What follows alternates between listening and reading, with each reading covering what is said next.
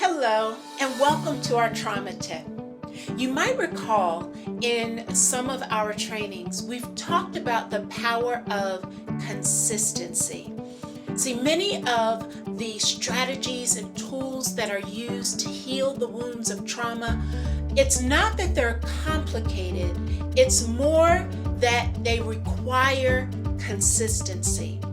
I'd like to be able to share one of those strategies with you today, and it's tied to gratitude. You see, when we understand that at the very foundation of all emotions, there are two foundational emotions that we're operating from as we're interacting in life. One is love and the other is fear. When our focus is so tightly wrapped around looking at, concentrating on, shifting our story and our internal dialogue around a situation that brings up fear for us, whatever we focus on pulls us. But the same is true about love. You see, the very things that fear does to destroy us, love does to heal us. And one of the emotions or actions that can come out of a place of love is gratitude. You see, it's not what you do on occasion out of urgency, but it's what you do consistently that creates transformation. So I'd like to share two simple ways that you can integrate gratitude into a daily practice. This first one is a book, The 1 Minute Gratitude Journal. You see, it's not about sitting and taking a great deal of time. It's how will we, in moments, shift our perspective. I love this journal because it's very simple and it only takes 1 minute to capture in that moment, what are you grateful for in spite of, in the face of? Can we shift our perspective from focusing on the problem to focusing on the possibility? And even taking that moment to reflect on what we still have. When we think about the 3 areas of resilience that we discuss in our trainings of what I have, what I am, and what I can do, all 3 of them, it's an opportunity for us to be reflective about gratitude.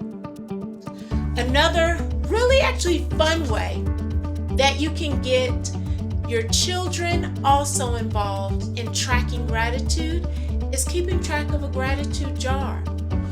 I started this one in a season and time in which I was very unsure about a lot of things. There were many things that fear could have tracked me down with, but I decided in that season that every day, once a day, at the end of the day or first thing in the morning, I would write down at least one thing I was grateful for in that day. It was most effective when I did it at the end of the day, that I could, even if it was a tough day that had some tough moments, I was able to think back and think about one thing that I was grateful for, and I wrote it down on each one of these index cards. And you know, the power of this is at the end of that season, when I actually got to the end of it and was able to look back, I didn't have to depend on my memory, but I was able to walk through each one of these cards and open them and remember what I have to be grateful for, even in the middle of a season that it was hard, it was tough, it was filled with a lot of change and uncertainty.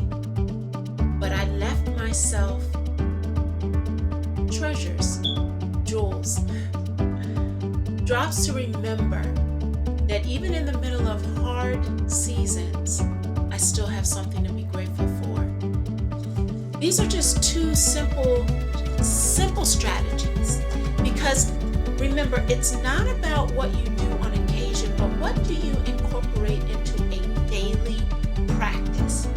It must be simple, it must be easy in order for it to remain consistent. Share this. Try it for yourself and influence someone else.